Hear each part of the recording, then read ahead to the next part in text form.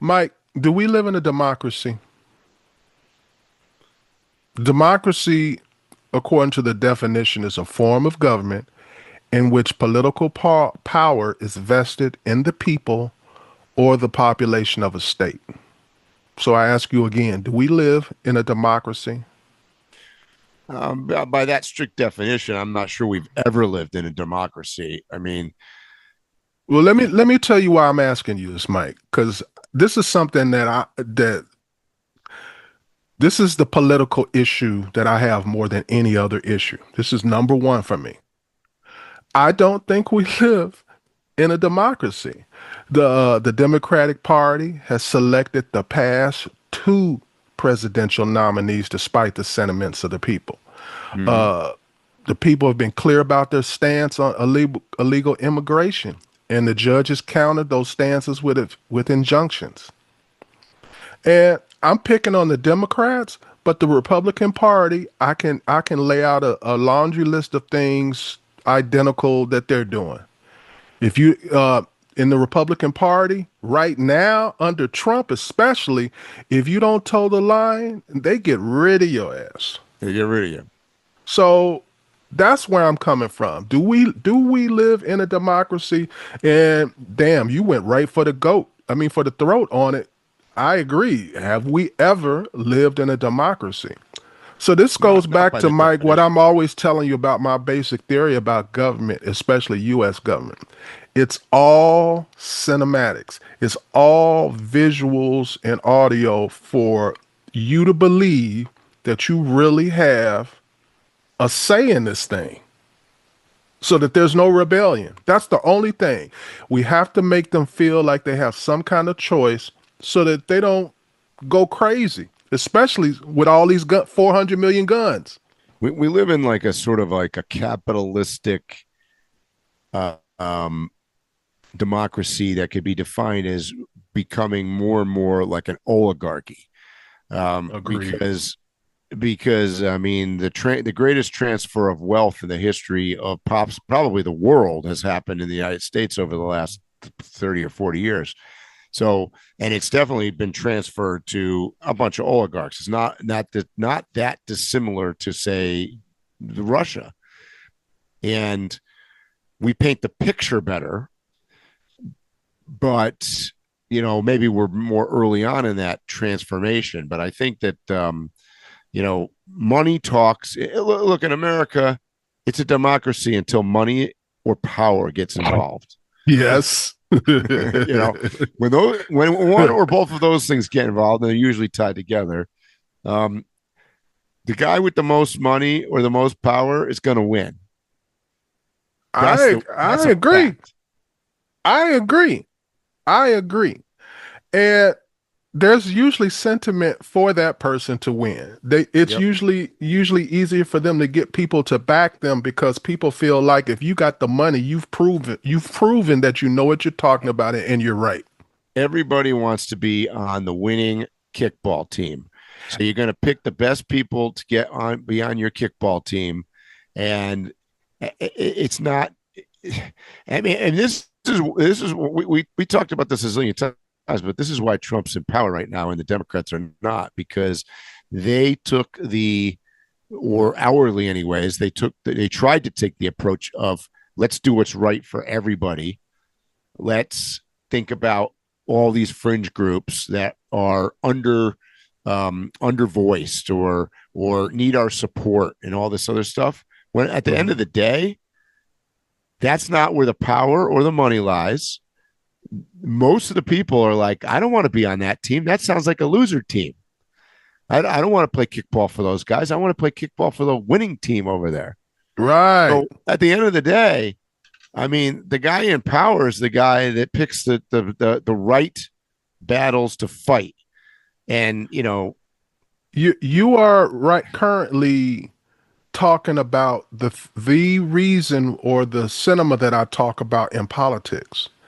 The reason why people don't vote in their best interest is because we have been taught to think we are something more or we can be more, we can be part of the 1%. So why would I vote against them when I want to be them? And Mm-hmm. America keeps teaching me that if I work hard enough, I can be one of them.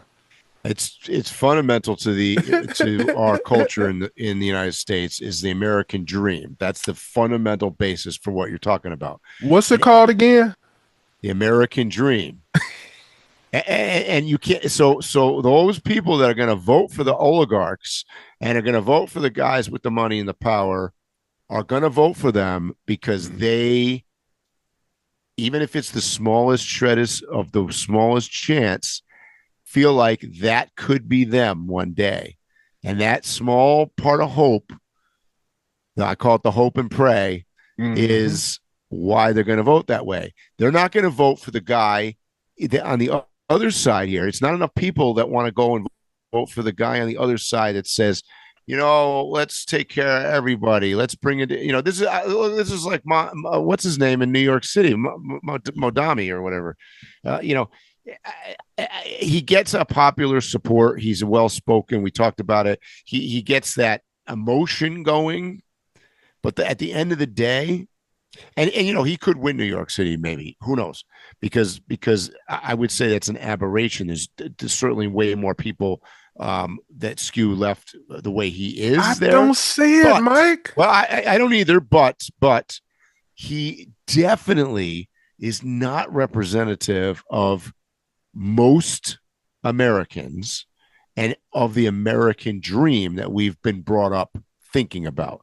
Because we weren't brought up were you, Phil, were you brought up thinking about, in 20 years from now, you might be the lucky guy that gets to go to the government-owned grocery store in New York City. Fuck no.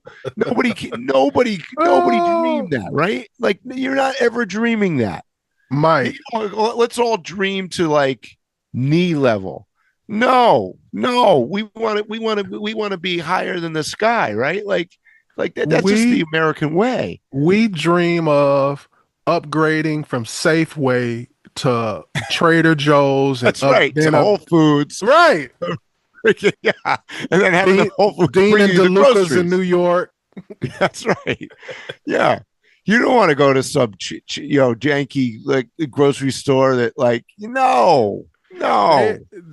they have conditioned us so well into wanting the latest new barbel that Yeah. it's hard to get out of it.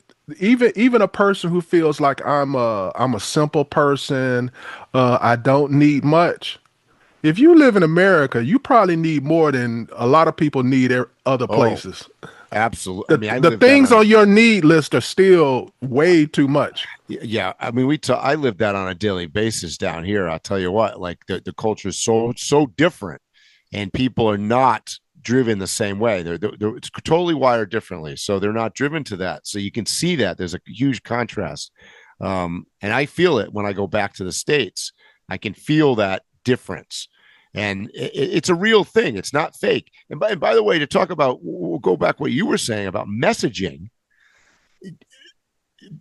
This is both parties, by the way. I'm not targeting one party or the other, because you know when I Because you talk can't. about oligarchs, the Democrats are an oligarchy as well. I mean, come on, they're run by the rich and powerful, to some extent more so than the Republicans, ironically enough.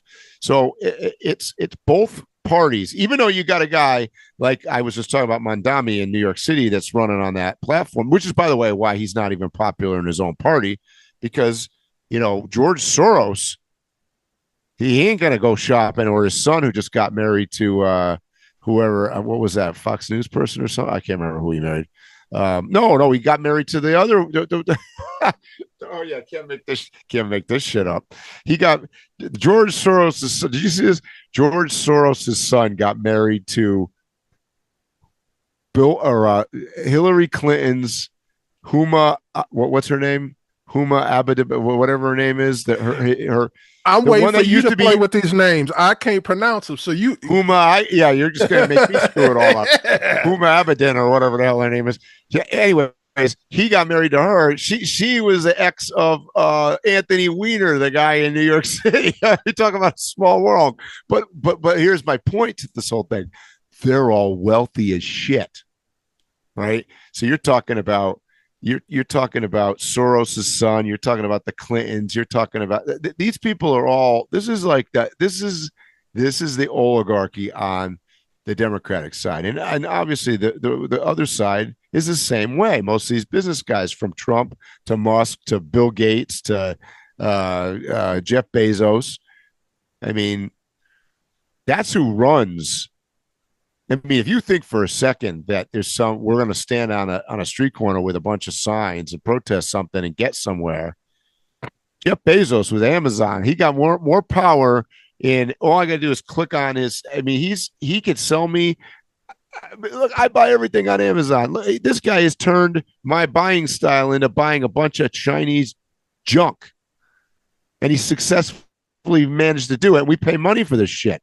I'm ashamed to say it, Mike. I literally be on my phone every day, going on the Amazon app, clicking orders to follow my apps to make sure that I don't miss a delivery. Right. I know. And by the way, here I am isolated in Mexico. We do the same thing. We got Amazon. We got Amazon Mexico down here. We got so we're doing it here too. But and let me reiterate that he's managed to. He basically tells us what to buy.